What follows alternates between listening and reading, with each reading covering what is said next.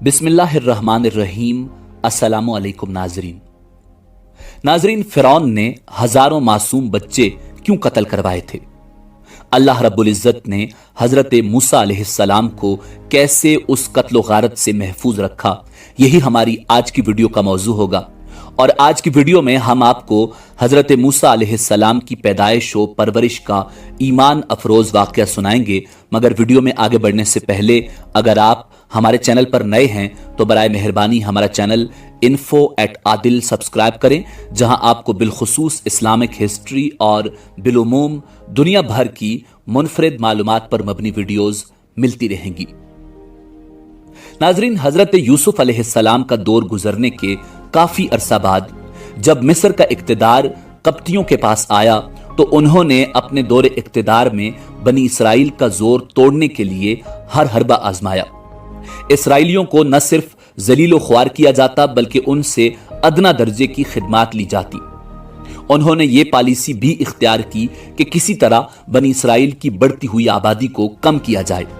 वो बनी इसराइल के लड़कों को पैदाइश के वक्त कत्ल करने लगे। सिर्फ उनकी लड़कियों को जिंदा रहने दिया जाता ताकि रफ्ता रफ्ता बनी इसराइल की औरतें उनके तसर्रुफ में आ जाएं और उनसे कप्ती नस्ल पैदा हो। कप्ती बनी इसराइल की अहमियत समझते और खुद को उनसे ज्यादा ताकतवर ख्याल करते थे। उस दौर में मिस्र का बादशाह फिरौन कहलाता था। वो न सिर्फ बादशाही के ज़ौम में मुब्तला था बल्कि नाउज़ुबिल्लाह खुदाई का भी दावेदार था। उसने मुआशरे को मुख्तलिफ तबकात में तकसीम कर दिया।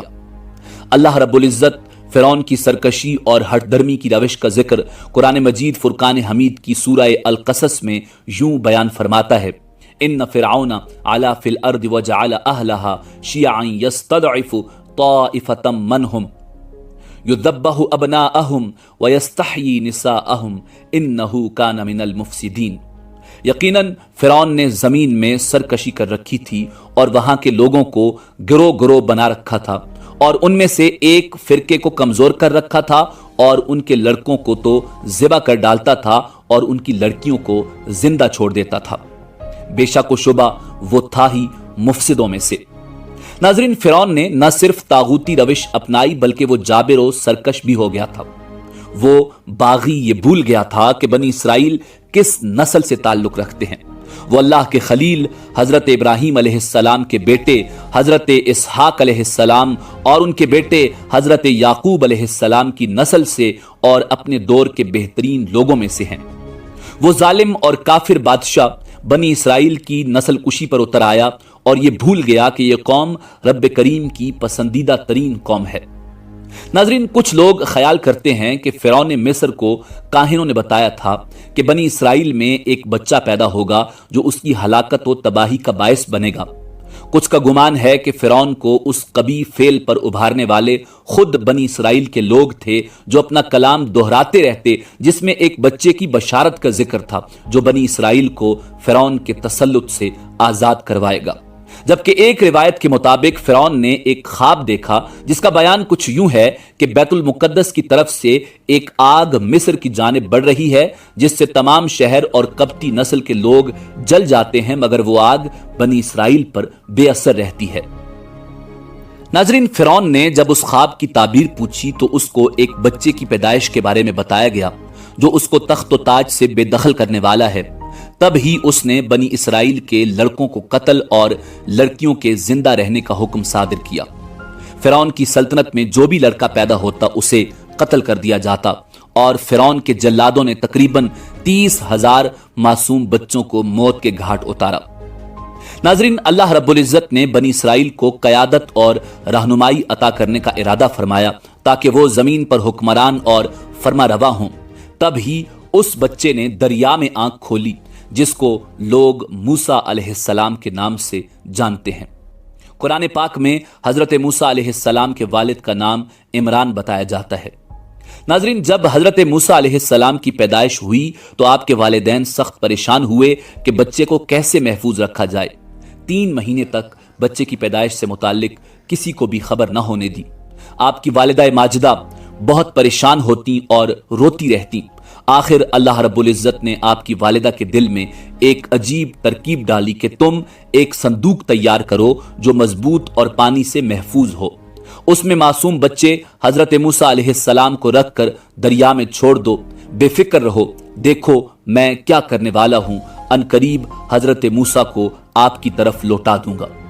ناظرین، والدہ نے حضرت موسیٰ علیہ السلام کو صندوق میں لٹا کر دریا میں چھوڑ دیا اور اپنی بڑی صاحبزادی سے کہا کہ تم بھی دریا کے کنارے چلتی جاؤ اور دیکھو یہ صندوق کہاں جاتا ہے۔ آپ کی بہن دریا کے کنارے چل رہی تھی کہ صندوق بہتا ہوا اس نہر میں چلا گیا جو فرعون کے باغ تک جاتی تھی۔ فرعون اس وقت اپنی اہلیہ حضرت بی بی آسیہ سلام اللہ علیہا اور دیگر افراد کے ہمراہ باغ کی سیر کر رہا تھا۔ نہر میں صندوق دیکھ کر لوگ اسے فرعون کے پاس لے آئے۔ حضرت موسیٰ علیہ السلام کی بہن نے یہ تمام حال والدہ کو جا کر بتایا۔ والدہ غم سے نڈال ہو کر اللہ رب العزت کے حضور سجدہ ریز ہو گئیں۔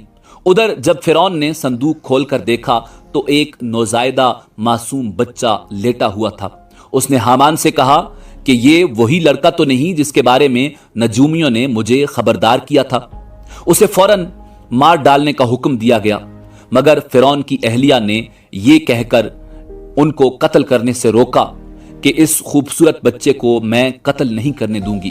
فرعون نے اپنی بیوی حضرت آسیہ سلام اللہ علیہا کی بات مان لی اور بی بی آسیہ سلام اللہ علیہا نے حضرت موسیٰ علیہ السلام کو اپنا بیٹا بنا لیا۔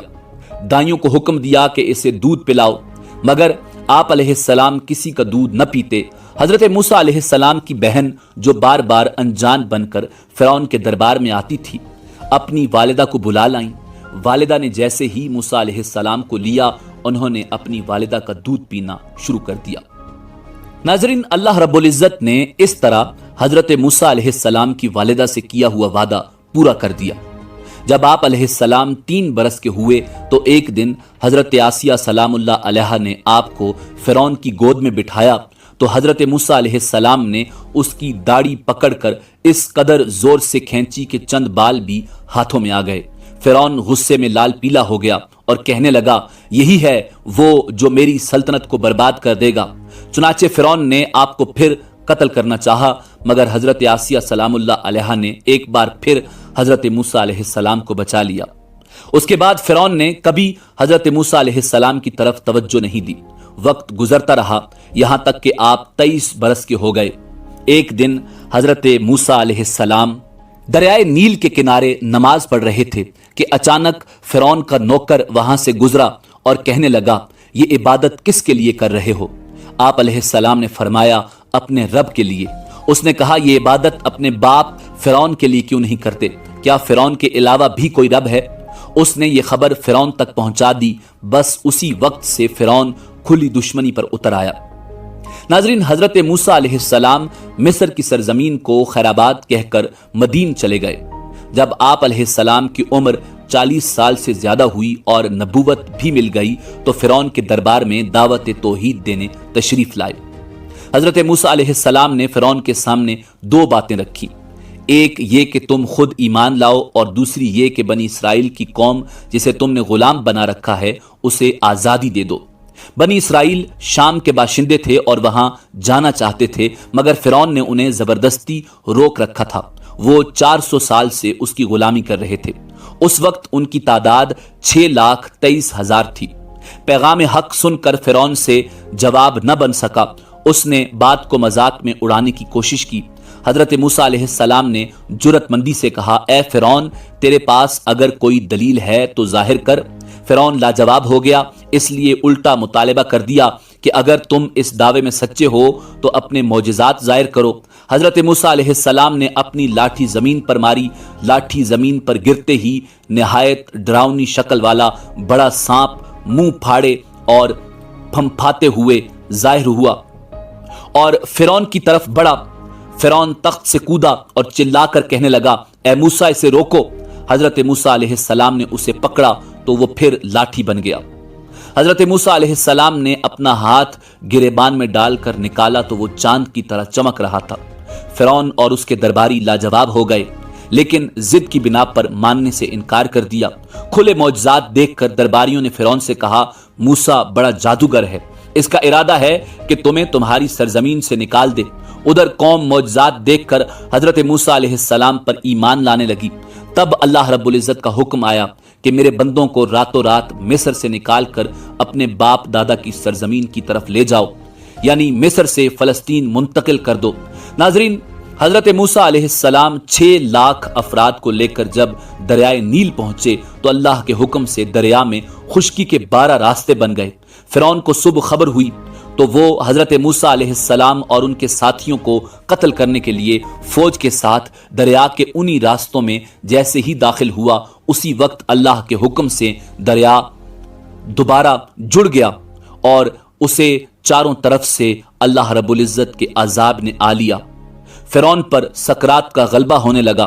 وہ کہنے لگا میں ایمان لاتا ہوں، واقعی موسیٰ کے رب کے سوا کوئی دوسرا خدا نہیں ہے۔ اللہ رب العزت نے فرمایا عذاب دیکھنے کے بعد ایمان لانا نفع نہیں دیتا۔ چنانچہ فرعون پانی میں غرق ہو کر ہلاک ہو گیا۔ لہروں نے اسے دریا کے کنارے پھینک دیا۔ اللہ نے اس کی ناش کو دنیا میں قیامت تک کے لیے نشان عبرت بنا دیا۔ آج بھی اس کی لاش مصر کے عجائب گھر میں پڑی دعوت عبرت دے رہی ہے۔ ناظرین، اسی امید کے ساتھ اجازت دیجیے کہ آپ کو ہماری ویڈیو پسند آئی ہوگی۔ ملتے ہیں بہت جلد ایک نئی تاریخی، تحقیقی اور معلوماتی ویڈیو کے ساتھ۔ دیکھتے رہیے info@adil۔ اللہ رب العزت آپ کا حامی و ناصر ہو۔